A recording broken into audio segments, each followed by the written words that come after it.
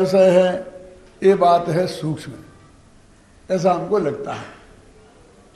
और कहते सूक्ष्म से की बात हम कैसे करते हैं, लेकिन वास्तव में परिभाषा क्या है सूक्ष्म स्थूल की? टोडरमल जी ने मोक्ष मार्ग प्रकाशक में दी है कि जो अपनी बुद्धिगम्य हो, बुद्धिगम्य कथन करे सूक्ष्म के अनुसार, उसका नाम है स्थूल कथन।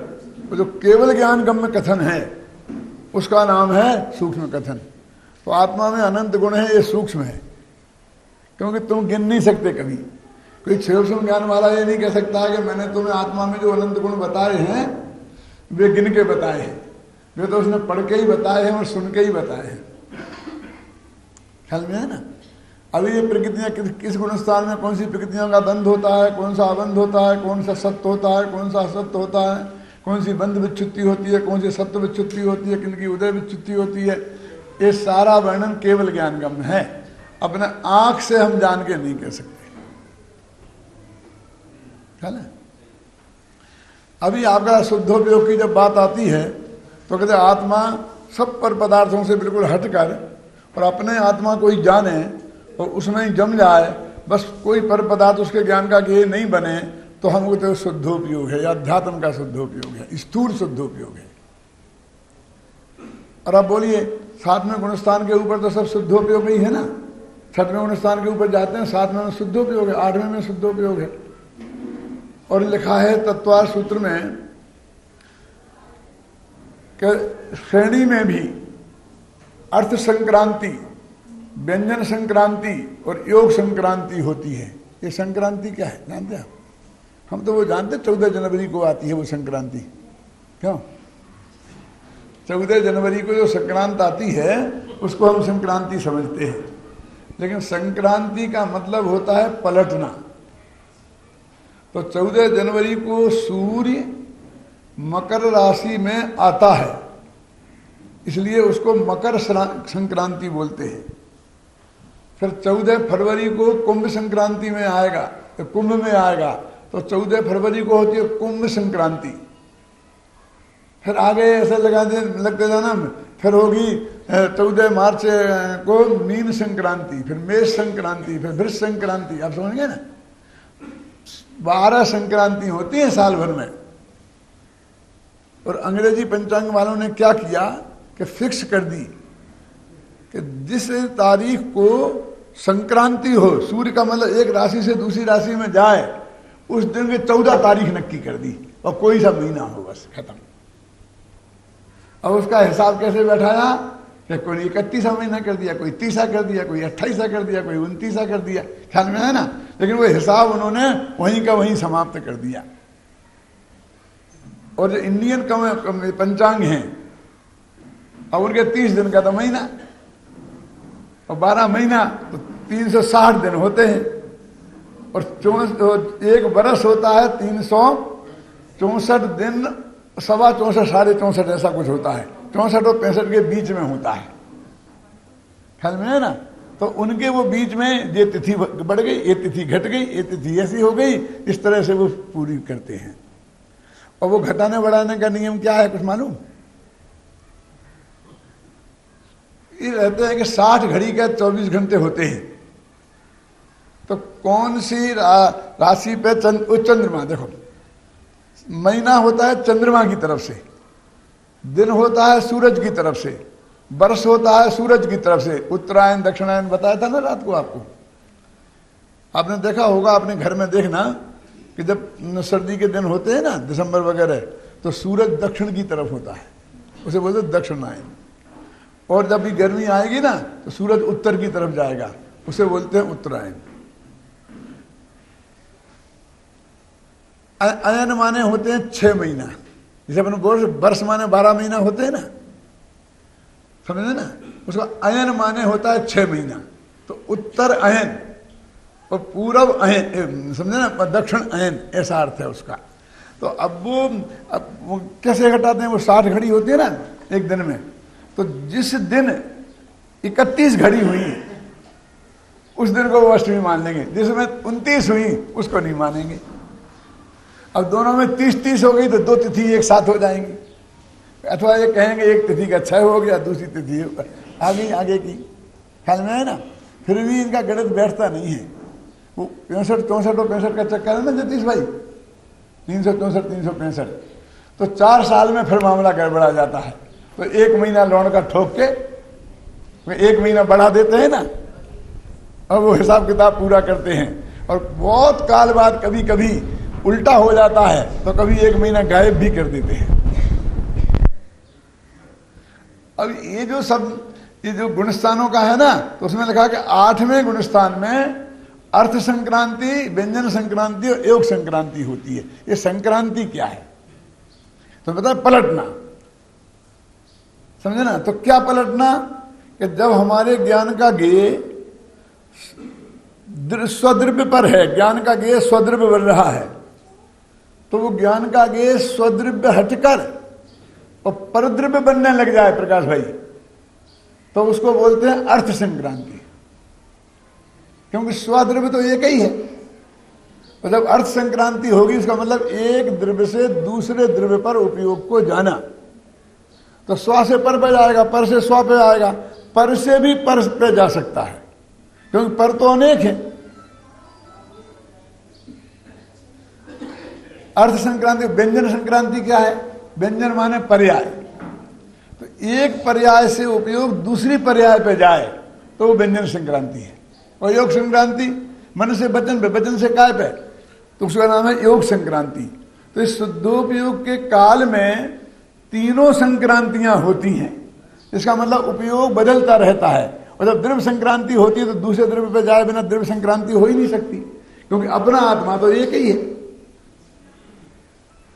इसलिए करुणान योग के हिसाब से शुद्धोपयोग में परद्रव्य भी जानने में आते हैं। कभी स्व कभी पर, ऐसा नहीं, कभी स्वामुख्य और कभी पर मुख्य। जब पर मुख्य होता है तब भी स्व जानने में आता है, जब स्वमुख होता है तब भी पर जानने में आता है, क्योंकि उसका स्वपर प्रकाशक स्वभाव है। तो इसलिए जो हमारे दिमाग में ये बात हो गई कि शुद्धोपयोग में आत्मा के सन्मुख उपयोग रहता है और उससे ही निर्जरा होती है। आत्मा जानने में आता रहे तो निर्जरा होगी, नहीं तो नहीं होगी। टोडरमल जी ने लिखा है मोक्ष मार्ग प्रकाशक में, पढ़ना आप ध्यान से पढ़ा हो तो। गुरुदेव श्री तो मोक्ष मार्ग प्रकाशक को उतना ही बड़ा ग्रंथ मानते हैं जितना समय सार, और उनके जीवन परिवर्तन में समय सार के साथ मोक्ष मार्ग प्रकाशक में भी बहुत बड़ा हाथ है। कि समय सार लगा था 72 में उनके हाथ, 78 में, और मोक्ष मार्ग प्रकाश लगा था 82 में। तो आप कहें पहले तो समय सार लगा, फिर उससे ही पलट गए। कहाँ पलटे तो वे 91 में हैं जाकर के। कि नहीं आया समझ में। जब उन्होंने मोहपत्ती उतारी भगवान पारसनाथ की मूर्ति के सामने महावीर जयंती के दिन, तब उन्होंने दिगंबर धर्म स्वीकार किया। अंदर चित्त में बात आ गई होगी कि दिगंबर धर्म सच्चा है और जहां मैं हूं वो गड़बड़ है, लेकिन वो दिगंबर धर्म में डंके की चोट को धारण करने में उन्हें 13 वर्ष लगे।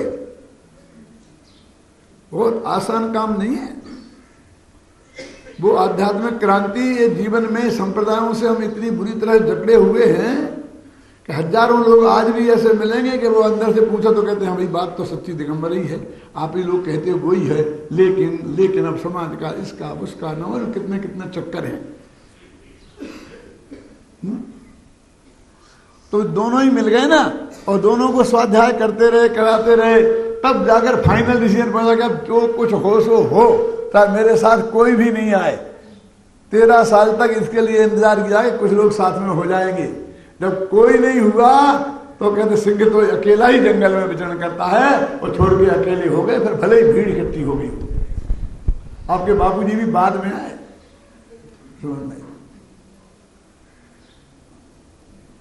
तो इसलिए जो ये शंका का मूल ये है कि ऐसा कैसे हो सकता है।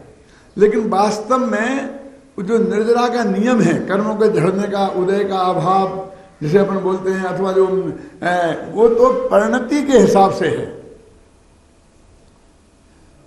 एक आदमी को आज लाख रुपए की इनकम हो गई तो उसे अरबपति कह सकते हैं, और आज 1 रुपये की भी इनकम नहीं भई और अरब रुपया उसके पास है, तो वो अरबपति है कि नहीं है? वो उसकी संपत्ति है। तीन कसाय के अभाव से और मिथ्यात्व के अभाव से जो छठवें गुणस्थान सातवें गुणस्थान के योग्य निर्मल परिणति हुई है, असली नियामक तो वो है निर्जरा की। अब चौथे गुणस्थान वाले के सिर्फ मिथ्या तो अनंतानुबंधी के कसाय के अभाव रूप निर्मल परिणति है, और छठवें गुणस्थान वाले के तीन कसाय के अभाव रूप निर्मल परिणति है। कितना फर्क है बोलिए?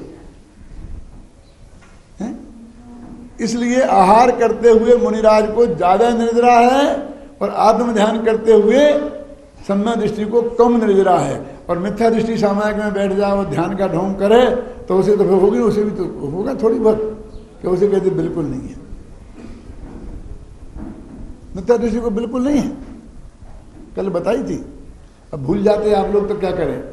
टोडरमल जी ने गोमट सार की टीका में एक प्रश्न किया कि आप कहते हो कि 11 स्थान हैं काय के, असंख्यात गुणी निर्जरा के, असंख्य गुण निर्जरा ऐसा आता ना, 11 स्थान हैं। उसमें पहला स्थान सम्यक दृष्टि का, दूसरा स्थान वृत्ति का, तीसरा स्थान छठवें गुण स्थान वाले का, चौथा स्थान अनंतानुबंधी कसाय का विसंयोजन करने वाले का। ऐसे ऐसे 11 हैं स्थान। तो उन्होंने कहा पहले में तुम अनंत गुणी असंख्य गुणी निर्जरा कहते हो, तो असंख्य गुणी निर्जरा पहले में किससे गुणनफल लगाएं? मिथ्या दृष्टि को तो निर्जरा है नहीं। तो 0 में असंख्यात का गुणा करो, चाहे संख्यात का करो, चाहे अनंत का करो, फल तो 0 ही है। और उससे असंख्यात गुणी है माने असंख्यात 0 निर्जरा है। तो इसका मतलब यह है कि सम्यक दर्शन के पहले भी निर्जरा होनी चाहिए। क्यों? ये सिद्ध किया उनने। और उन्होंने कहा किसके? कि जो सम्मुक्त के सम्मुख मिथ्या दृष्टि है कर्ण लब्धि वाला, तो कर्ण लब्धि वाले के भी निर्जरा शुरू हो जाती है। उससे असंख्य गुणी निर्जरा सम्यक दृष्टि के चौथे गुणस्थान में होती है। तो अब गुरुदेव श्री के जब दिमाग में ये बात आई, और ये प्रश्न वहां भी बहुत खड़े हुए, जिनने गुरुदेव श्री का समागम किया है ज्यादा वो शायद जानते होंगे, लेकिन असली दिक्कत तो ये कि हमारा ध्यान नहीं जाता है।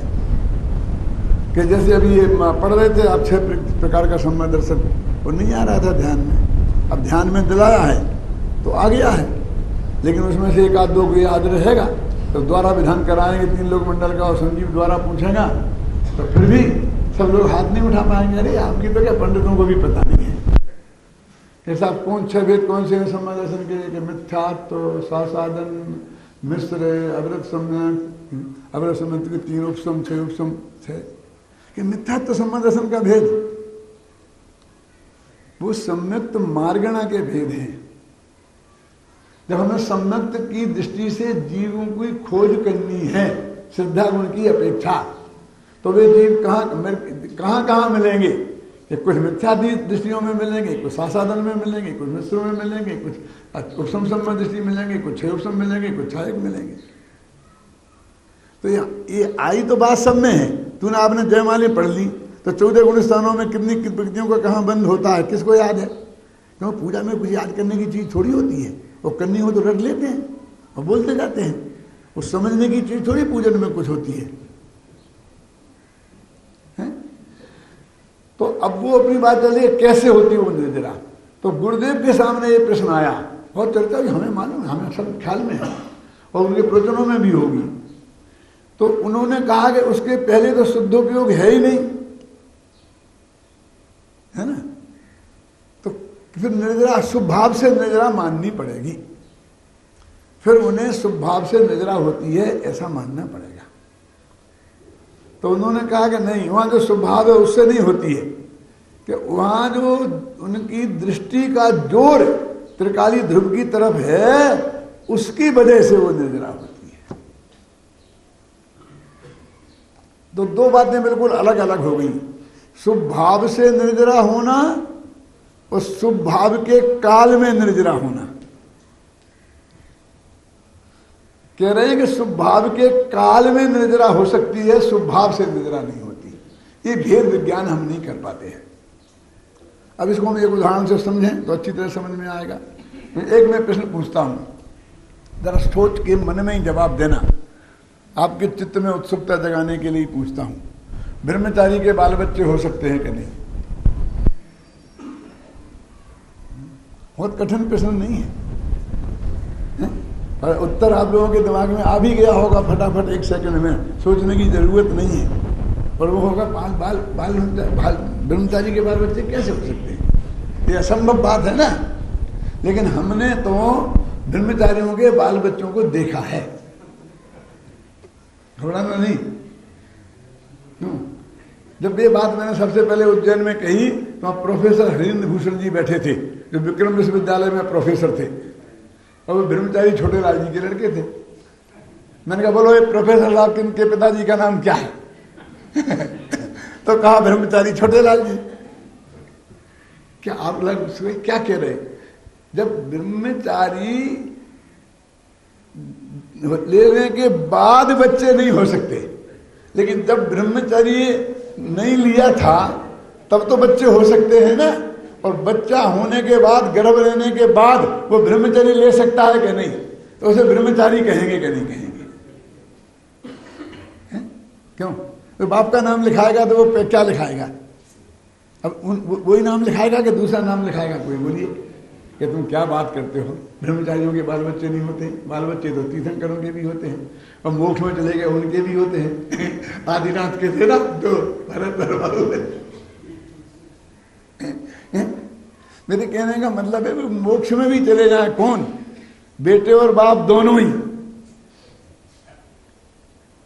तब भी हम, बाहुबली और भरत के पिता का नाम ऋषभदेव था, तब भी ये व्यवहार इस जगत में चलता है। साहब क्या आप व्यवहार की बात ले चुके, इसमें क्या दम है?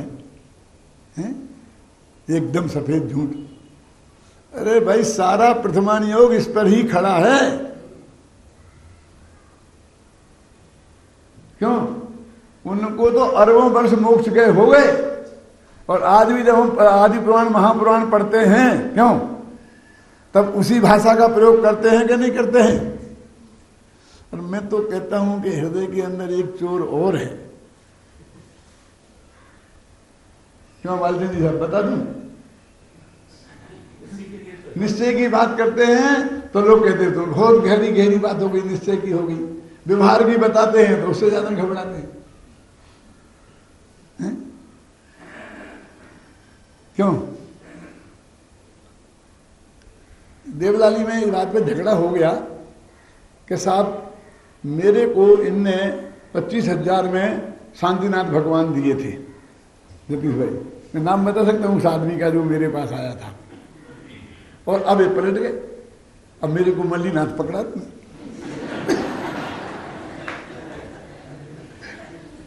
मैंने बहुत समझाया कि 24 तीर्थंकर एक से होते हैं, इसलिए आप कोई विकल्प मत करो। इसमें क्या है? आपने 25,000 रुपये दान में दिए हैं, अच्छा काम किया है, उससे मंदिर बनेगा, ये सब काम होंगे, ये सब उसी से होते हैं। जो जो भगवान के भगत हैं वो ही नहीं बनाए, कोई भगवान तो लाके देने वाले हैं नहीं। लेकिन आप उसमें कोई संत नहीं मेरे को तो पंडित जी आप वही दिला दो, वही दिला दो। इतना राग तुम्हें क्यों है कि मेरे बेटे का नाम शांतिलाल है? हो गया काम खत्म। बोला हमारा व्यवहार कितनी कितनी जगह से प्रभावित होता है, समझ में आया ना आपकी? में ना हमें कहाँ भगवान भगवान है, हमें तो वहां अपना बेटा दिखता है, अपना बाप दिखता है, अपना भाई दिखता है। खुद का ही नाम शांतिलाल हो तो फिर कहना ही क्या है?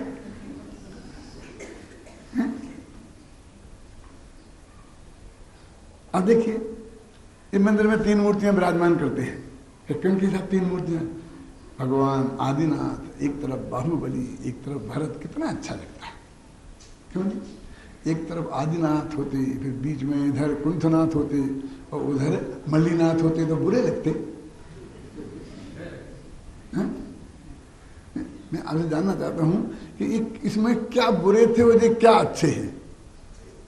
कि नहीं देखो बीच में पिताजी दोनों तरफ, तो अभी तेरे पिताजी और बेटे के दिख रहे हैं, अभी तेरे को भगवान नहीं दिख रहे तीनों। अपने चित्त के पीछे का चोर हम पकड़े। क्यों? गांव गांव में ऐसे भारत बाहुबली और आदिनाथ नहीं खड़े हैं। और उसके पीछे क्या है जो मैं कह रहा हूं, अपना परसेंटेज आप निकाल लेना अपने मन से कि वे वीतराग भाव से खड़े हो गए हैं कि इसमें कोई राग भाव ने काम किया था। कि साहब हमारे यहाँ तो हमने अलग रखे, साहब ये नहीं रखे। क्या रखे? शांतिनाथ, कुंठनाथ और अरयनाथ। बहुत जगह मिलेंगे, आहार जी में कई जगह पुराने 500-1000 वर्ष पुराने भी हैं। तीनों की जोड़ी बहुत है ना।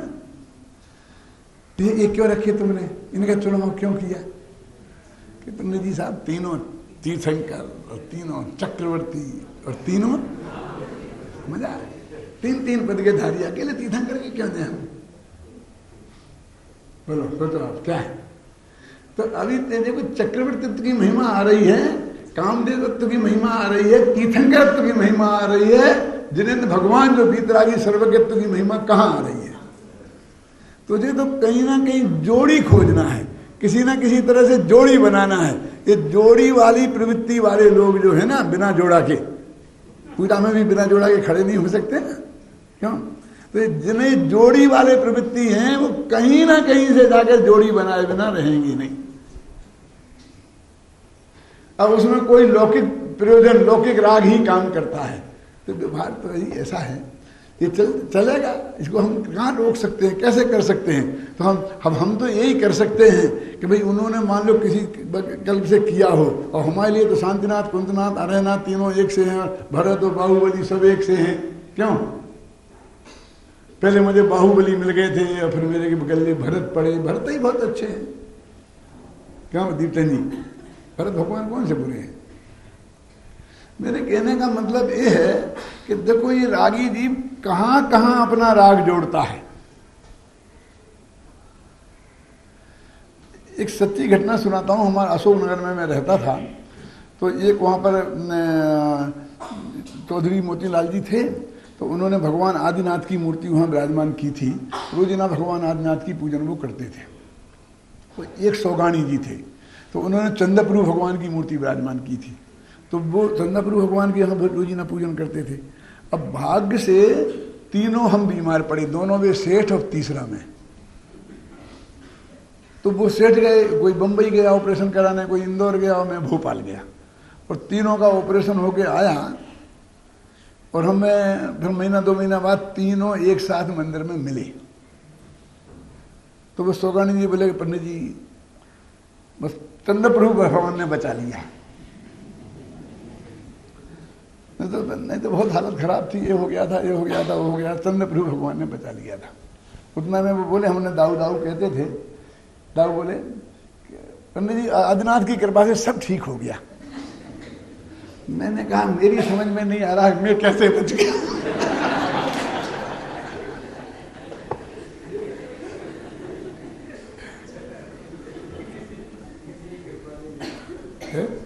मेरे कहने का अर्थ ये है, मैं जो आपसे कहता हूँ तो थोड़ा सा आपको हंसी आती है, कहने का स्टाइल है, लेकिन मैं कोई बहुत महत्वपूर्ण बात आपसे कहना चाहता हूँ कि वो अज्ञान अपने अंदर से हम निकाल दें। कोई ऐसा भ्रम नहीं करे कि कोई मैं मंदिर को दान देने के विरुद्ध हूँ, कि मैं मंदिर की व्यवस्थाओं के विरुद्ध हूँ। मैं तो सिर्फ ये कहना चाहता हूँ कि वो जो गुरुदेव सिंह ने जिस पुण्य पे इतने डंडे मारे हैं और मुश्किल से हमारे चित्त में से उसकी थोड़ी सी महिमा कम करी है, अब फिर हम उसकी बढ़ाना शुरू नहीं कर दें। जिस लोभ करने के लिए हम पूजा पाठ करने भगवान के आए हैं, मंदिर में आए हैं, वही लोभ दिला करके हम कोई बात नहीं करें। बस इतनी सी बात है और ज़्यादा नहीं, आप समझ लेना। मेरे कहने का अर्थ ये है कि किसी के विरुद्ध नहीं है, कोई के नहीं है, मुझे कोई झगड़ा नहीं, किसी से कोई लेना देना नहीं है। लेकिन यदि ऐसी प्रवृत्ति का निषेध नहीं करें तो अभी गुरुदेव को गए ज़्यादा दिन नहीं हुए हैं और गुरुदेव से समागम करने वाले लोग अभी भी मौजूद हैं। तो उस वक्त यदि तकनीर सुरक्षा हो पाई तो बाद में क्या होगी? अकेली मूर्तियों से, फोटोओं से, गुरुदेव की स्टेच्यू से धर्म, गुरुदेव के तत्व ज्ञान की सुरक्षा होगी कि गुरुदेव के तत्व ज्ञान से तत्व ज्ञान की सुरक्षा होगी? पर मेरा तो सिर्फ इतना कहना है। तो जब ऐसी कुछ बात आती है तो मेरे चित्त में ऐसा आता है कि भाई इस बात का निषेध किया जाना चाहिए। किसी से कोई बैर विरोध की बात नहीं है भाईचंद जी, और ना आपकी व्यवस्थाओं में मुझे कोई हस्तक्षेप करना है। जो आपको इतना जैसे चला है, मेरे को क्या लेना देना उससे। लेकिन मैं इतना जानता हूं कि यदि हम उसके पुण्य के गीत नहीं गाएंगे तो भी पैसे की कमी आपको पड़ने वाली, कलकत्ते में तो पड़ने ही वाली नहीं है, मगर सारे देश में कहीं भी पड़ने वाली नहीं है। फिर पैसा हावी ना हो जाए। जिस पैसे वालों को गुरुदेव से ने धूल धूल कह करके ए सेठिया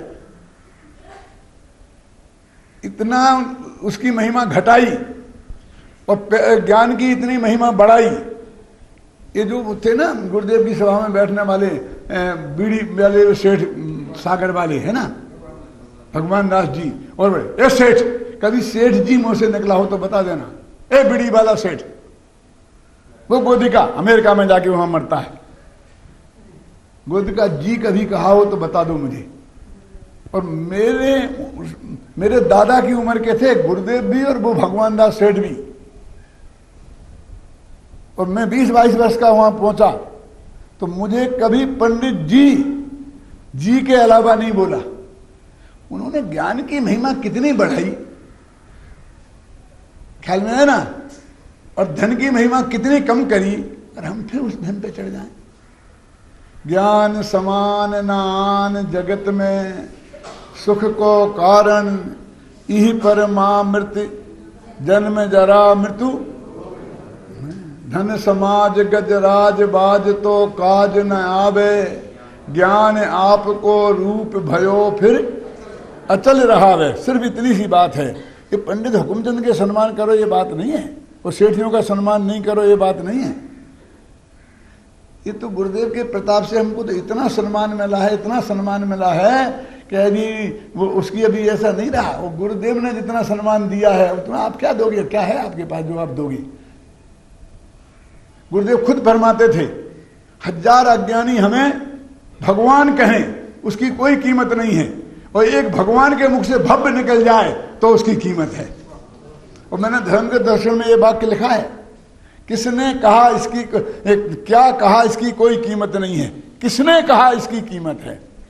ये अज्ञानी जगत हमें भगवान भी कहे तो क्या कीमत है, और गुरुदेव जैसे के मुख से पात्र 6 इतना ही निकल जाए तो हम निहाल हो जाते हैं।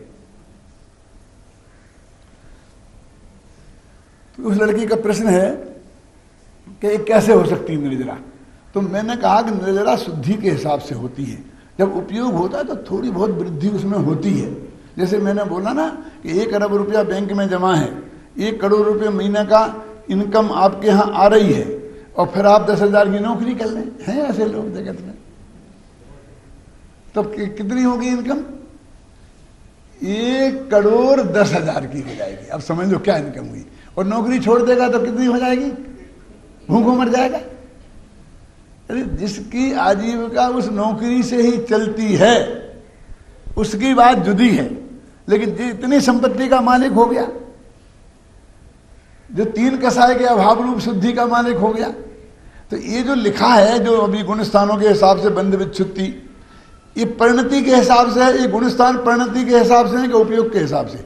शुद्धोपयोग तो 4थे में भी होता है, 5 में भी होता है, 7वें में भी होता है, 8वें में भी, 6वें में नहीं होता है। बोलो तो बड़ा गुणस्थान कौन है?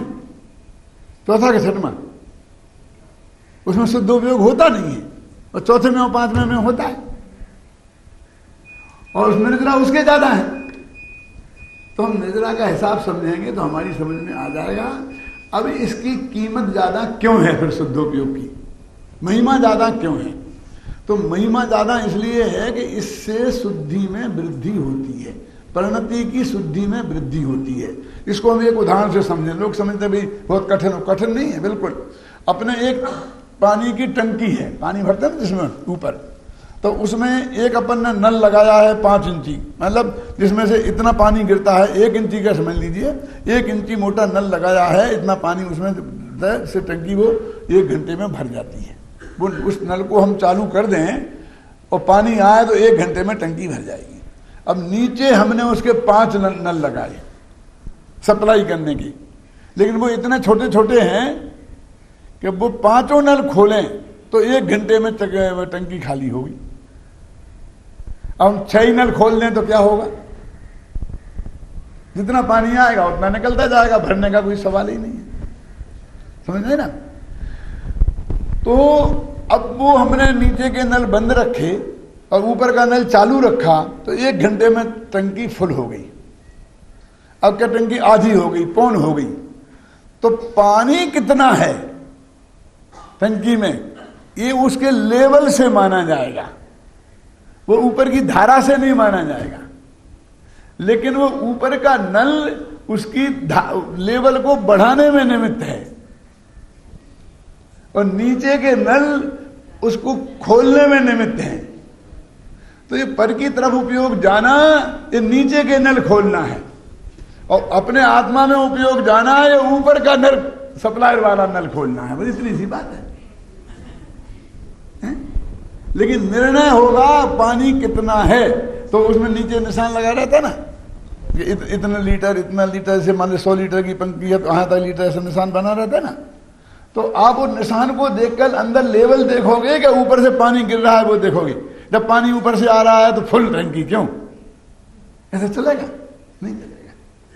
तो वो जो शुद्धि की जो निर्णय है वो परिणति के हिसाब से होती है, और जो कोई चीज थोड़ी स्थायी होती है उसके हिसाब से डिसीजन होता है। एक क्षणिक पर्याय के हिसाब से डिसीजन थोड़ी होता है। अब एक क्षण में धर्मात्मा, एक क्षण में पापी, एक क्षण में धर्मात्मा, एक क्षण में पापी। फिर क्या करोगे मुनि? आत्मा का ध्यान करने जाएंगे तो धर्मात्मा हो जाएंगे, और फिर बस उपयोग में आएंगे तो पापी हो जाएंगे। फिर आपके लिए आहार करने वाले आएंगे तो महापापी हो जाएंगे, तो आप महापापियों को आहार देते हो। क्यों? बोलो। अरे यहां तक लिखा है चरणानुयोग में, मैंने गुरुदेव के में अभी अभी पढ़ा है, प्रवचन सार का चरणानुयोग सूचक चूल कहा अभी अभी मैं लिख के पूरी करके आया हूं ना। तो मैंने गुरुदेव के सारे देवधुनी सार को 5-5-7 दफे पढ़ा, कैसेटों को सुना, तो उसमें बहुत आता है कि जो उन्होंने कल परसों बताया था ना 179 में का था प्रवचन सार में, उसमें शुद्ध उपयोग वो चरणानुयोग का शुद्ध उपयोग है, जिसे रागादिक का करता बताया आत्मा। शुद्ध निश्चय नय से रागादिक का करता आत्मा को बताया है, बोले प्रवचन सार में। गुरुदेव की प्रवचन को मैं पढ़ के आया हूं, देख के आया हूं। तो वो जो प्रथमान योग का कथन, इसका नाम द्रव्यान योग का कथन, वो बुद्धिगम्य है। तो वो कहते क्या कि जब वो बाहर को एकदम ऐसा अंदर में पहुंचा और ध्यान में लगा है तो सारी दुनिया को दिखता है कि अपने वो सामायिक में है, तो वो उस वक्त सबसे बढ़िया है। और बस बाहर को उपयोग आया तो वो उस वक्त खराब हो गया, बस ये। लेकिन वो करुणान योग कहता है कि अभी भी 3 कसाय के अभाव की शुद्धि है, समझे ना? वो 3 कसाय के अभाव में शुद्धि में कोई फर्क नहीं आया है, वो वहां जानता है। तो वो इसलिए वो कहता है कि नहीं, कोई फर्क नहीं पड़ता। तो टोडरमल जी ने प्रश्न किया वहां पर कि ये कैसे हो सकता है 8वें गुणस्थान में ऐसा। तो उन्होंने कहा कि जब वो जो अब 8वें गुणस्थान में द्रव्य बदला ना, क्या कहा था? उपयोग में द्रव्य बदला तो परद्रव्य आ गया, तो उस वक्त थोड़ी नजरा कम हो जाती होगी, थोड़ी प्रकृतियां बंधने लगती होंगी। बोलो बात जल्दी साहब, क्या बराबर होती है? तो बराबर होगी ना, यानी उपयोग में परद्रव्य है तब भी उतनी निर्जरा, और उपयोग में स्वद्रव्य है तब भी उतनी निर्जरा। ठीक है, अभी आगे बढ़ो, ये भी सही नहीं है, घबराना नहीं, सूक्ष्म सुनना है ना। तो अभी देखिए असंख्यात गुणी निर्जरा हो रही है। तो असंख्यात हमें निर्जरा माने वो कर्म है, वो झड़ रहे हैं, वो स्टोक ऐसे झड़ जाते हों जैसे पत्तों, पेड़ में से पत्ते झड़ते हैं, हमें वो ऐसी निर्जरा दिखती है। क्यों? ऐसा नहीं। निर्जरा माने आत्मा की शुद्धि, तो शुद्धि माने संवर और शुद्धि की वृद्धि माने निर्जरा। तो प्रति समय असंख्यात गुणी निर्जरा हो रही है, उसका अर्थ है प्रति समय असंख्यात गुणी शुद्धि की वृद्धि हो रही है। ठीक हुआ? क्यों? अब वो भी वो अपना आत्मा उसके ज्ञान का गेय बना है, सुनना। तो जितनी शुद्धि की वृद्धि है और अगले समय पर द्रव्य उसके ज्ञान का गेय बन गया, तो उतनी ही है कि ज्यादा है शुद्धि, असंख्यात गुणी ज्यादा शुद्धि है उसके। देखो आत्मा जब ज्ञान का गेय था तो असंख्यात्मा भाग शुद्धि थी, और आत्मा के परद्रव्य ज्ञान का गेय बना तो असंख्यात गुणा शुद्धि की वृद्धि हो गई। और फिर आत्मा बना लौट के तो उससे असंख्यात गुणी, फिर पर बना तो उससे असंख्यात गुणी। देखो तो कितनी तेजी से घोड़ा दौड़ता है, कितनी अशुद्धि है, कितना नाश करता हुआ कितनी शुद्धि की तरफ भागता है। आप समझे ना? तो इसलिए स्वधर्म प्रतिष्ठित से है ही नहीं। उन्होंने लिखा है मोक्ष मार्ग प्रकाशक में कि ये तो वीतराग परिणति के हिसाब से निर्णय होता है, और वीतराग परिणति का नाप 3 कसाय के अभाव रूप है, 2 कसाय के अभाव रूप है, 1 कसाय का चौकड़ी के अभाव रूप है, इससे होता है। इसलिए उन निद्रा में कोई बाधा नहीं है। ख्याल में वो जो द्रव्य कर्म घटने का नाम निद्रा है, तो कोई कीमत नहीं है। निज काल पाए विधि झरना तासो निज काज न झरना। तो वो कहते वो अपने काल पा करके कर्म झड़ा, तो उसमें तो कोई दम ही नहीं है। उदय में आके कर्म का खरीदना, उसको भी निर्जरा बोल देते हैं। वो निर्जरा बोल देने से निर्जरा तत्व हो गया क्या वो? क्या? अब एक इसमें प्रश्न है जो असलियत में स्पष्टीकरण की बहुत अपेक्षा रखता है, और वो प्रश्न क्या है कि अंदर में जैसे कि जो छायक सम्य दर्शन है, तो मिथ्या तो अनंतानुबंधी का क्षय हो गया, लेकिन जो क्षय उपशम सम्य, उपशम की छोड़ दो, वो तो अंतर्मुहूर्त के लिए होता है, फिर क्षय उपशम है। तो क्षयोपशम सम्यक दर्शन के काल में अंदर में मिथ्यात्व बैठा है और अनंतानुबंधी कसाय बैठी है।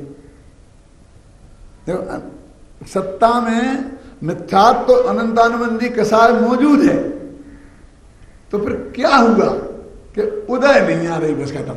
इसलिए लिखते हैं उसे उदयाभावी क्षय। क्या क्षयोपशम समस्या किसे कहते हैं? जिसमें मिथ्यात्व और अनंतानुबंधी और मिश्र, इन 6 प्रकृतियों माने सर्वघाती प्रकृतियां, इनका उदयाभावी क्षय, माने अंदर में तो है लेकिन उदय में नहीं आ रही। तो उदय में वहीं रुक जाएं, ये तो उपशम में होता है। क्षय उपशम में ऐसा रुकती तो वो है नहीं, अधिक काल तो उसे रोक नहीं सकते हैं। उनका उदय आएगा तो उनकी आयु खत्म हो गई, उनकी स्थिति खत्म हो गई, तो वे तो खिलेंगी, तो वो अप्रत्यक्षाना वर्ण के रूप में बदल के खिल जाती है। तो स्टॉक तो खाली हो रहा है ना अंदर से, मेरा मतलब समझे ना? वो स्टॉक जो मिथ्यात्व का अनंतानुबंधी के प्रकृतियों का है, बंधना तो बंद है, क्योंकि बंधने में तो बंध विच्छुत्ति तो चौथे गुण स्थान में हो जाती है। अब तुमने मुझे करुणा नियोग में चढ़ा दिया क्या? 16 प्रकृतियों का बंध विच्छुत्ति पहले गुणस्थान में हो जाती है। उसमें कौन कौन सी? मिथ्ये मिथ्या दावम सोहम मिथ्यात्व अनंतानुबंधी क्रोधमान माया लोभ सूक्ष्म त्रय स्थावर प्रकृति नरक गति नरक गत्यानुकूली तिरंज गति तिरंज गत्यानुकूली। वहाँ खतरनाक जो 16 प्रकृतियाँ हैं वो चौथे गुणस्थान से आगे निकलते ही बंधना बंद हो जाती हैं। दूसरे गुणस्थान से आगे निकले तो 25 प्रकृतियाँ बंधना बंद हो जाती हैं। तीसरे से आगे निकले 4 प्रकृतियाँ बंधना हो जाती हैं। आपने एक बात पढ़ी हुई थी उसमें पूजन में ध्यान से, तो तीसरे गुणस्थान में जितनी प्रकृतियों का बंद हो रहा था ना, चौथे में उससे 3 ज्यादा का होने लग गया। बोलो किसने पढ़ा था? हाथ धो के बता सकता है ना? और क्यों प्रश्न खड़ा नहीं हुआ कि तीसरे गुणस्थान में कम प्रकृतियों का बंद है और चौथे गुणस्थान में 3 प्रकृतियों का ज्यादा बंद है? आया ध्यान में? तो क्या है कि वहां चौथे गुणस्थान में तीर्थंकर प्रकृति और आहारक व आहारक अंगोपांग, ये 2 बंधना शुरू हो जाती है, इसलिए वो ज्यादा हो जाती है। समझे? उदय योग बंधन योग 120 प्रकृतियां हैं, उदय में आने योग 122 प्रकृतियां हैं, उदय में आने योग 148 प्रकृतियां हैं ना, 148 प्रकृतियां। बोलो क्या बंधती 120 है और उदय में आती है 148। अब तो लंबा थोड़ा हिसाब है, मैं आपको उसमें नहीं उलझाऊंगा। मैं तो ये कह रहा हूं कि ये गणित जो है, जिसे आपने वहां सूक्ष्म समझ लिया और वो दिमाग में घुस गया है, ये जो अंदर में जो परिणति की शुद्धि है वो सबसे बड़ी चीज है। देखो एक हम विद्वान हैं, हमने दिनों तक काम किया और एक विद्वान व्याख्यान हमारा बिगड़ गया तो क्या होता है? उससे फर्क पड़ेगा कुछ? और एक हमारे स्टूडेंट का हमसे बढ़िया हो गया तो वो उस दिन से हमसे बड़ा विद्वान हो जाएगा क्यों? अरे एक व्याख्यान बढ़ने बिगड़ने से किसी की इज्जत ना बनती है ना बिगड़ती है। ऑन द होल उसका जो वर्क है सारे जिंदगी का, जो स्वाध्याय है, प्रवचन है, लेखन है, पढ़ना है, पढ़ाना है, जो उसकी वो इन सबसे हमारी इज्जत बनी है। यदि हमने 50 साल तक ये काम किया, उस सबको मिला करके हम आज हैं। एक दिन हमारा बिगड़ जाएगा तो कोई फर्क नहीं पड़ने वाला है। और अभी विद्यार्थी इसी साल पढ़ के निकल गया है और रटा करके लाया और बढ़िया से बढ़िया लच्छेदार भाषा में आपको सुना दिया, क्यों? और उसका बढ़िया हो गया है तो वो हाथी पर नहीं चढ़ बैठ जाने वाला है। तो ये उपयोग की बात तो ऐसी है, क्षणिक है। वो क्षणिक बात से कुछ नहीं होता, ऑन द होल वर्क उसके जीवन का। हमें कुछ किसी का नाप करना है, तुलना करना है, देखना है, तो ऑन द होल वर्क देखना पड़ेगा ना उसकी जिंदगी भर का, कि क्या किया उसने जिंदगी भर। क्यों? मान लीजिए कि एक आदमी ने पूरा मंदिर बना के खड़ा कर दिया और आज उसने 11 रुपया बोले, तो वो छोटा हो गया, और 11,000 बोलने वाला बड़ा हो गया। क्यों? बताइए। ये छोटे बड़े का निर्णय ऐसे एक एक तत्काल की एक एक चीज से नहीं होता। तो ऐसे ही मुनिराजों का है कि उनकी जो उस वक्त इतना जोर का गुस्सा आ रहा हो कि वैसा गुस्सा अपन को कभी आ ही नहीं सकता। मैं बताऊं कौन सा? श्रुतसागर, तुमने क्यों उन मंत्रियों से वाद विवाद किया कि महाराज मुझे पता नहीं था कि आपकी आज्ञा हुई थी, क्यों कि उनसे वाद विवाद नहीं करना है। तो पता क्यों नहीं था कि साहब जब आपने आज्ञा करी, जब मैं यहां नहीं था तो क्यों नहीं थे? पहला दंड, अपराध, अनुपस्थिति। उस समय जो सब मौजूद थे, आप क्यों नहीं थे? क्यों? पंडित साहब मैं कल प्रवचन में आया नहीं था, तो इसमें मेरी गलती है कि तुम्हारी? तुमने नहीं सुना तो पहले अनुपस्थित क्यों थे, फिर सुना क्यों नहीं? और नहीं सुना तो श्रुत का सागर इतना नहीं जानता है कि रास्ते चलते किसी से वाद विवाद नहीं करना चाहिए। मेरे आज्ञा की क्या जरूरत थी इसमें? वो श्रुत सागर उनकी उपाधि थी, वे उपाध्याय थे, पढ़ाते थे, इसलिए श्रुत सागर उनकी उपाधि थी। अकंपन भी उनकी उपाधि थी, कभी कपे नहीं, निर्भय होकर रहे, इसलिए अकंपन। समझे ना कि श्रुत के सागर को ये समझाना पड़े कि रास्ते चलते किसी से वाद विवाद नहीं करना चाहिए, ऐसी अपेक्षा मुझे नहीं थी। जाओ उधर ही खड़े रहो, वे आएंगे और मारेंगे तो तुम्हें भोगना। कितनी कठोर, कितना कठोर सजा है बोलो। हमें तुम्हें आ सकती है? अपना बच्चा ऐसी गलती करके आ जाए तो अपन कहें तू ही जाके वहाँ खड़ा रहो, तू ही पिटना मरना, हम नहीं तेरे को हमारे तुम घर में छिपाएंगे तो आगे हमारे घर में उपद्रव करेंगे, तो कांच माच फोड़ देंगे, हमें भी मारेंगे। क्यों? बालचंद जी क्या करोगे? सोभान जी सोचो। आता ना आपने यही पढ़ा ना, उन्हें आदेश दिया जाओ खड़े रहो, मेरे चित्त को स्वीकार नहीं हुआ। अकंपनाचारी इतना कठोर आदेश देंगे, मेरे चित्त को स्वीकार नहीं है। इसलिए मैंने एक कहानी लिखी, अक्षम्य अपराध है, किसी ने कौन सी है, जो भी नाम हो उसका, और उसमें मैंने कहा कि नहीं, उन्होंने ये कहा कि अब वो आएंगे और सारे संघ पर उपद्रव करेंगे। तो श्रुत सागर ने कहा कि मैं आपसे एक आज्ञा चाहता हूं कि मैं जाकर जहां वाद विवाद हुआ है था वहीं जाके खड़ा रहूंगा, क्योंकि वो रास्ता वो ही है, वो वहीं से आएंगे तो जो कुछ होगा मेरे पर होगा, संघ पर नहीं होगा। ये प्रस्ताव श्रुत सागर का था, मैंने इसको ऐसा किया, समझ गए ना। अकंपन ने नहीं कहा कि तुम जाके खड़े रहो वहां, श्रुत सागर ने कहा कि मैं जाके वहीं खड़ा रहूंगा, मुझे आपकी आज्ञा चाहिए सर। तो उन्होंने कहा ये आज्ञा मैं नहीं दे सकता। क्यों? क्योंकि श्रुत सागर रोजाना रोजाना पैदा नहीं होते हैं। एक श्रुत सागर कैसे बनता है तुम्हें पता नहीं है। वो स्वयं कितनी मेहनत करता है, गुरु कितनी मेहनत करते हैं, क्यों? तब वो श्रुत सागर बनता है।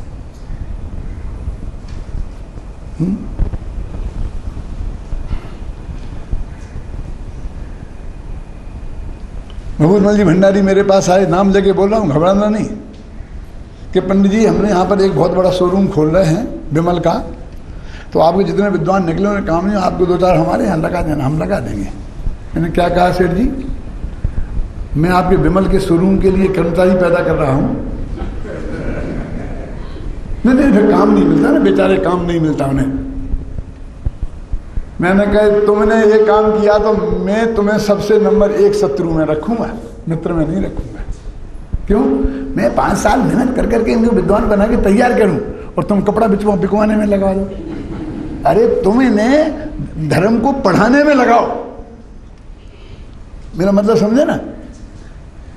और उसमें दोनों ने उस दुकान से ज्यादा तनख्वाह। काम वो करो जो ज्ञान के प्रचार का हो।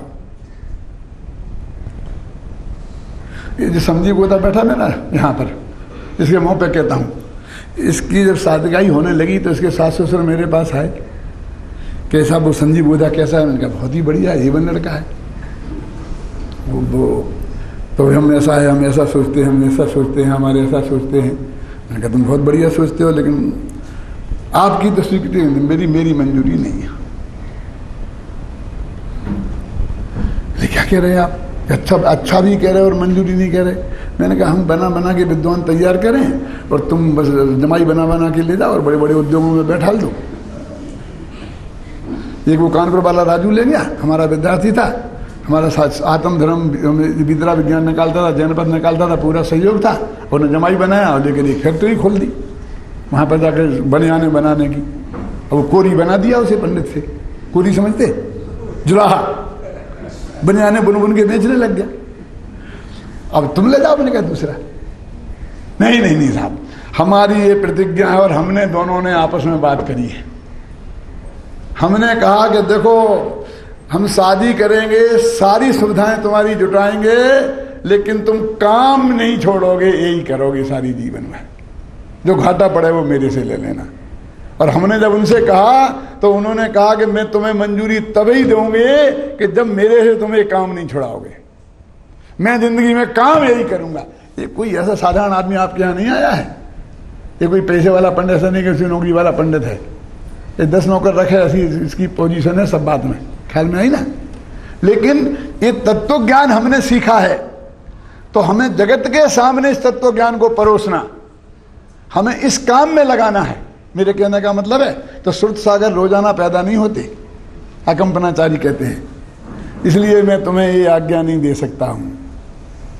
तब वो श्रुत सागर कहते हैं, सवाल गुरुदेव मेरे को खतरे में डालने का सवाल नहीं है, सवाल संघ की सुरक्षा का है ना। और इसके अलावा कोई उपाय नहीं है। यदि आप मेरे को आज्ञा नहीं देंगे तो मुझे आज्ञा आज उल्लंघन करना पड़ेगी, तो भी मैं करूंगा, लेकिन मैं संघ को खतरे में नहीं डाल सकता। कंपनाचारी को भी सुरक्षित रखा, उतना दुष्ट सिद्ध नहीं होने दिया। क्यों? कि जा मरना। और श्रुत सागर का भी गौरव रखा, और जो घटना घटी वो आपको मालूम है।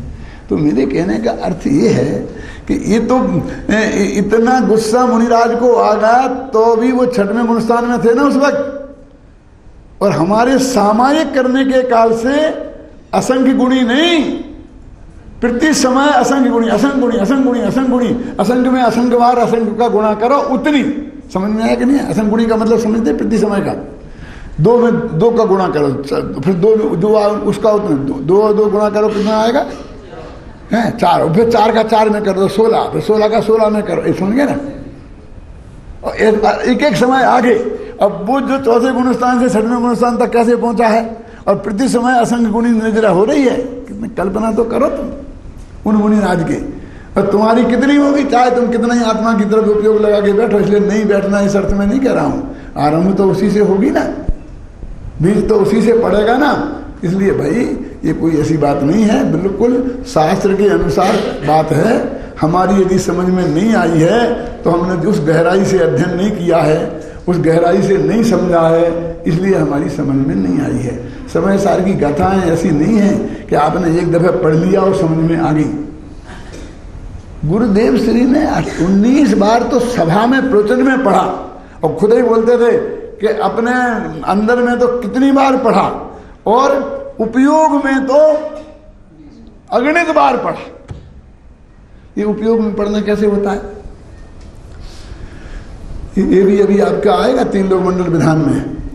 ये सौधर्म में कहीं ना कहीं आएगा पूजा पाठ में कि सौधर्म इंद्र कि दौड़ने की शक्ति कितनी है मालूम आपको? कि वो यहाँ आपके साथ पूजा कर रहा है और ताली बजा रहा है, ताली बजा रहा है, बोल रहा है, और ये आपका हाथ ऊपर गया और लौट के फिर ताली यहाँ आई, तो उसके बीच में 3 लोग के जितना कीर्तन चैत्यालय हैं उनकी वंदना करके लौट के वापस आ जाएगा और दूसरी ताल में ताल मिला देगा। सुना? सुना? कभी नहीं सुना? पूजनों में ही है। मैं कोई पूजनों का विरोधी हूं, मैंने बहुत स्रोत में सत्य विधान कराया होगा, मैं पंडित बन के, हाँ, मैंने खुद कराए, तो मैं विधान कराने वाले पंडितों को 2 नंबर का कैसे मान सकता हूं? क्या? तो ये तो बहुत बहुत बहुत गजब का काम हो गया। अरे साहब, आप शिखर जी जाते हो तो 12-12 घंटा लगाते हैं, मैं 2 घंटे में आ जाता हूँ। कैसी करना? 2 घंटे वाले कैसी करते हैं मालूम? नमस्ते भगवान, 2 मिनट भी पासनाथ की टोंक पे नहीं बैठेंगे, क्यों? तो ऐसी सौधर्मेंद्र करता होगा। अरे भाई, उनकी वंदना की बात नहीं बता रहे, उनकी तो चाल गति कितनी तेज है ये बताने के लिए वो उदाहरण दिया है।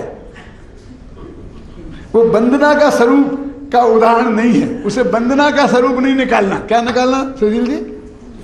कि उनकी कितनी ताकत है दौड़ने की, है? लेकिन आचार्यों की बात तो देखो कि दौड़ने की ताकत को भी वंदना से बताया है। तो 3 लोग के चैत्यालयों की घूम करके वंदना करके आ जाए, ऐसा। तो ऐसे ही आप द्वादशांग का पाठ श्रुत केवली अंतर्मूर्त में पूरा कर लेते हैं। सुना होगा कि नहीं? ये तो सुना कि नहीं सुना? कैसे कर लेते होंगे, है ना? जब नमोकार मंत्र का भी कहेंगे ना कि 9 दफे नमोकार मंत्र पढ़ो, तो मैंने भी कोशिश करी है पढ़ने की। तो जब तक मैं 5000 पढ़ पाता हूं तब तक आप तो जनवाणी माता की जय शुरू कर देते हैं। तो आपको थोड़े सौधर्मेंद्र के नजदीक पहुंच गए। उच्चारण शुद्ध होता ही नहीं। क्यों? शांति से उच्चारण तो शुद्ध करो ना। कैसा पढ़ना चाहिए इसका विवेक हमको रखना चाहिए कि नहीं रखना चाहिए? तो वो जो उन्होंने बात कही, तो द्वादशांग का पाठ कैसे करते होंगे? जल्दी जल्दी करते होंगे, ऐसा नहीं है। तो द्वादशांग का पाठ अंतर मुहूर्त में कि द्वादशांग की जो विषय वस्तु है, वो विषय वस्तु पूरी उनके दिमाग में अंतर मुहूर्त में घूम जाती है। इसका नाम है द्वादशांग का पाठ। आपको तो मैं अभी 2 मिनट में समय सार का पाठ करके बता दूं पूरा। आपको तत्वाच्युत का बता दूं, जिसका कहो उसका बता दूं। बोलो, पहले अध्याय में ये क्या है? पहले समदर्शन का स्वरूप, फिर नए प्रमाण, फिर देख केवल ज्ञान का स्वरूप, फिर नए, फिर दूसरे में 53 भाव, और वो अपने ज्ञान में घूम गए। तो फटाफट 10वें अध्याय तक पहुंचे, खत्म। ऐसा समय सार। लेकिन ये कब होगा? जब समय सार में जीवन लगाओगे तब होगा। आपको तो मैं 1 घंटे में पूरा समय सार सुना सकता हूँ, आपको तो 10 साल में पूरा समय सार सुना सकता हूँ। क्या? आपको तो 10 दिन में सुना सकता हूँ। जितने दिन में कहो उतने दिन में समय सार सुना दूँ, तो उतना उसका शॉर्ट और उसका वो स्वरूप हो जाएगा। लेकिन वो विषय वस्तु हमारे दिमाग में घूमना चाहिए। क्यों? बोलो, अभी मैं बताऊँ आपको। आत्मा न पर रूप है, न पर का स्वामी है। तो हो गया खत्म जीवाधिकार। न पर का कर्ता है, न पर का भोक्ता है। कर्ता कर्म अधिकार पूरा। बोलो, हो गया है? चाहे कार्य परदेव का कार्य चाहे अच्छा हो चाहे बुरा हो, वो धर्म नहीं हो सकता, क्योंकि एक द्रव्य दूसरे द्रव्य में करता ही नहीं है। इसलिए उसमें भेद करना भले बुरे का अच्छी बात नहीं है। पुण्य पाप अधिकार पूरा। और क्या है? आश्रव अधिकार। मेरे कहने का अर्थ है कि आपको 1 मिनट में पूरा समय सार सुना दूं, लेकिन वो कब? जब निरंतर उसके आप गहराई में प्रवेश करेंगे तब। तो ये सब शंकाएं फिर चित्त में खड़ी नहीं होंगी।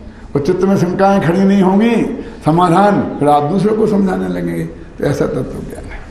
महान जिन विचरे हमारे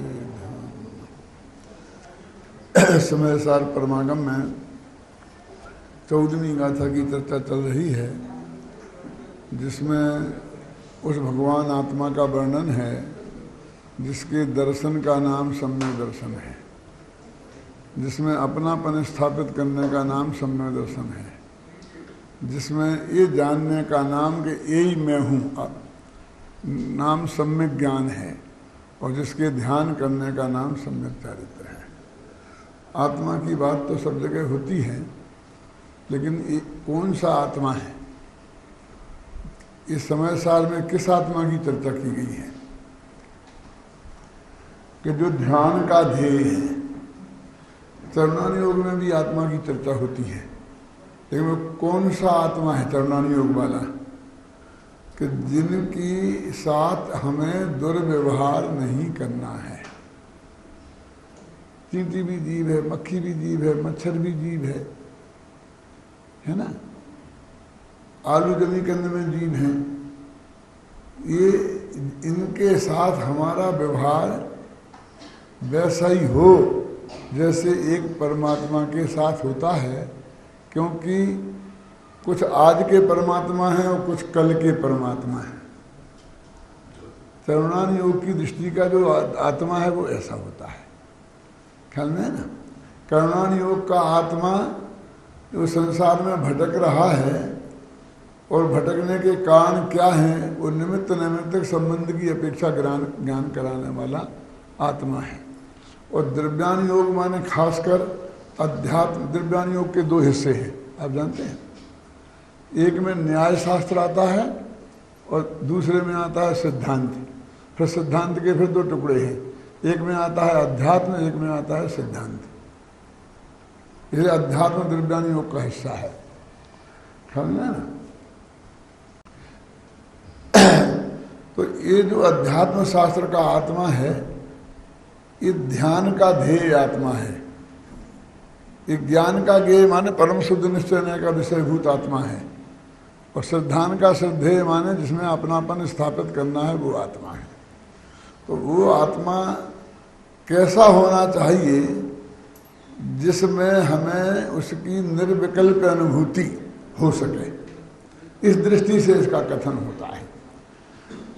और इसी दृष्टि से इसमें क्या के उस पक्ष को गौण किया जाता है जो विकल्पोत्पादक होता है, और उस पक्ष को मुख्य किया जाता है जो हमें निर्विकल्पक बनाता है, ख्याल में ना?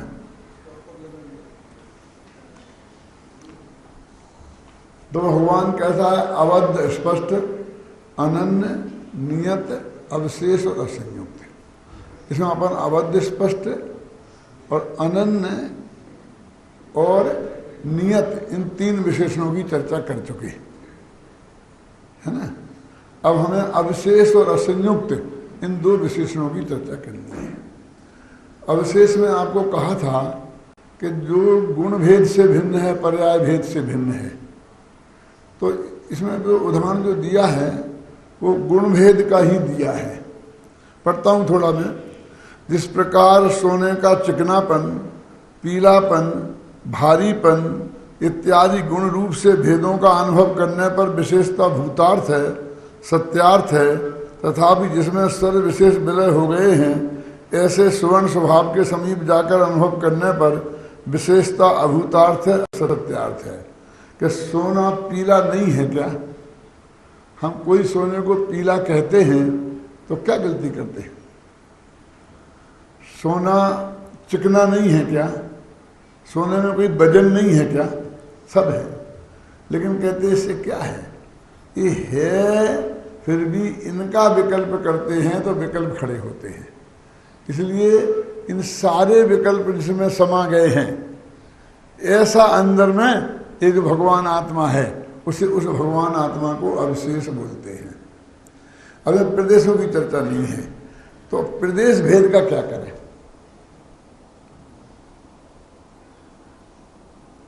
समय सारे अनुशीलन में पढ़ेंगे आप तो बहुत विस्तार से इसकी चर्चा है। मैं थोड़ा संक्षेप उसको बताता हूँ कि नियत और अनन्य और अवशेष, इन तीनों विशेषणों में प्रदेश भेद का निषेध विद्यमान है।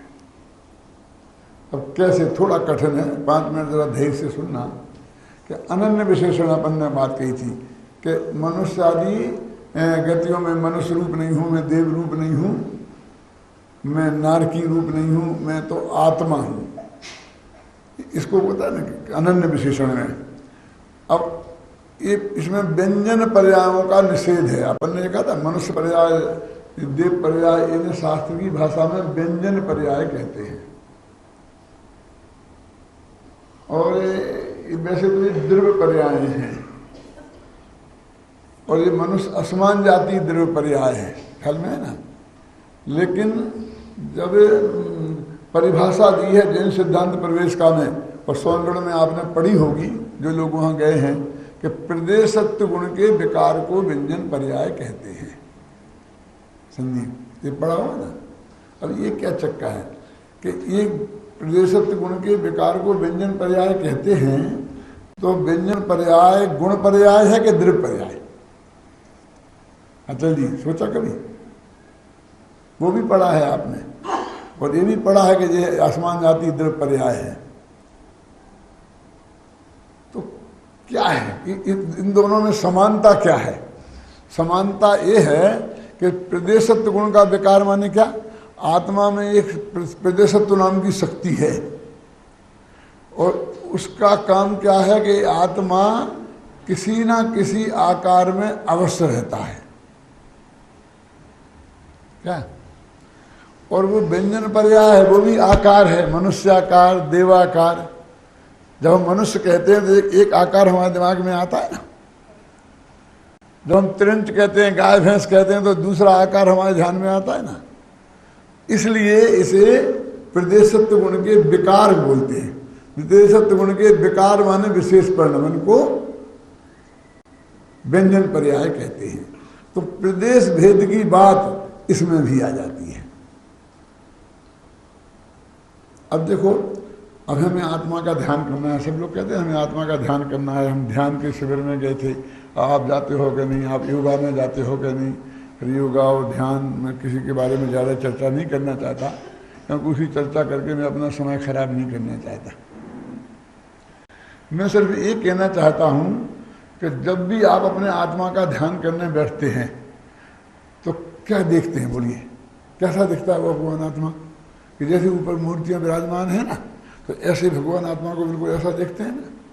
कैसा देखते हैं?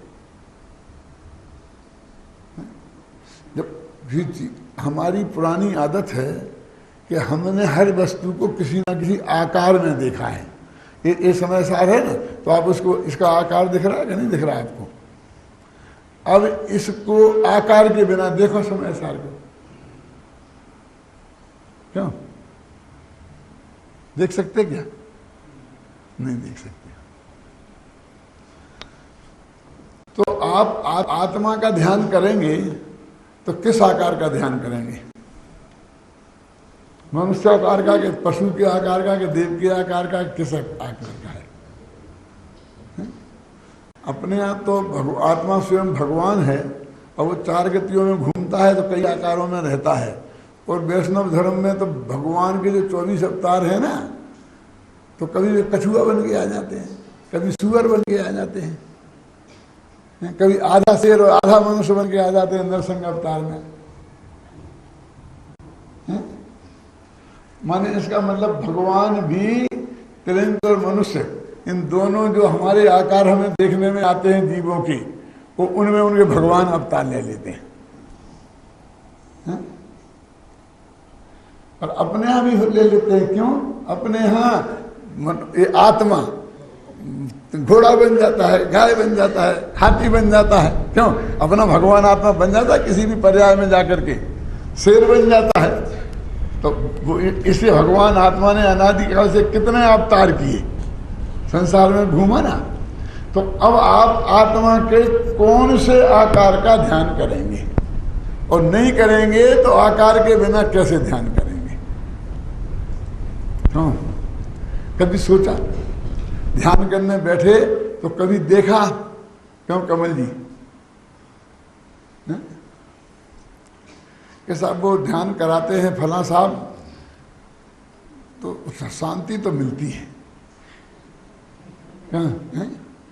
अभी ध्यान हुआ कि नहीं हुआ, इसका ही ठिकाना नहीं है और तेरे को शांति मिल गई।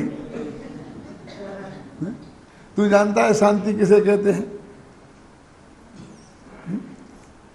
मुझे तो बिल्कुल जैसे भगवान ऊपर बैठे ना, ऊपर माने सिद्ध सलाह में नहीं, ऊपर की मंजिल में, बस वैसे एकदम ऐसे पद्मासन में आए तो पद्मासन दिखते हैं कि खड्गासन, बाहुबली जैसे। क्यों? कौन से आकार में आप अपने आत्मा का ध्यान करेंगे?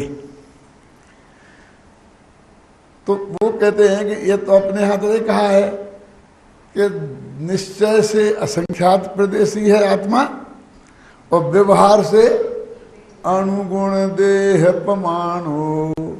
जैसी छोटी बड़ी शरीर मिल गई उसके आकार का हो जाता है। बिल्ली में जाके बिल्ली के आकार में, कुत्ता में जाके कुत्ते के आकार का, मनुष्य में जाके मनुष्य के आकार का। और मनुष्य के कोई एक आकार है क्या? 7 धनुष के महावीर और 500 धनुष के आदि ना। कौन से आकार में देखते हो आप? जब महावीर का ध्यान करते होगे जब 7 हाथ के देखते होगे, क्यों? और जब आदिनाथ का करते होगे तो 500 धनुष के देखते होगे।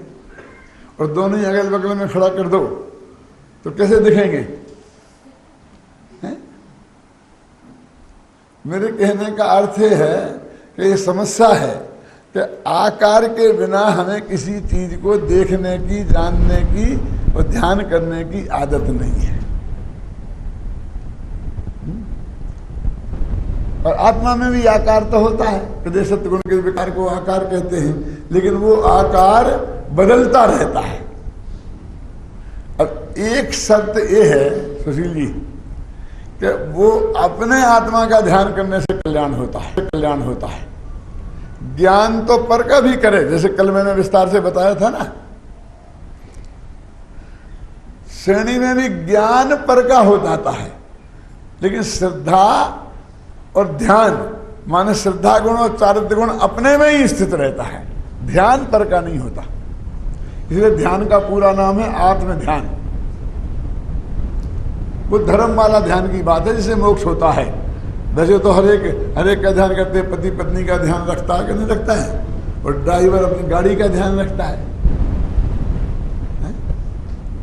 बिना ध्यान रखे तो चाय भी नहीं बनती है, वो उबल जाती है कि नहीं। उन ध्यानों की यहाँ बात नहीं करते हैं। जिस ध्यान को हम धर्म कहते हैं और जिससे मुक्ति की प्राप्ति होती है, उस ध्यान का ध्येय दृष्टि का विषयभूत, परम शुद्ध निश्चय का विषयभूत ध्यान का ध्येय आत्मा होता है। ठीक है? अब उस आत्मा का हमें ध्यान करना है तो किस आकार में करें? तो वो कहते हैं कि जिस देह में जाता है उस देह के आकार का हो जाता है। तो ये तो उसका विभाव परिणमन हो गया, समझे? अब इसका विभाव परिणमन है तो विभाव परिणमन का ध्यान करने से तो मोक्ष होगा नहीं।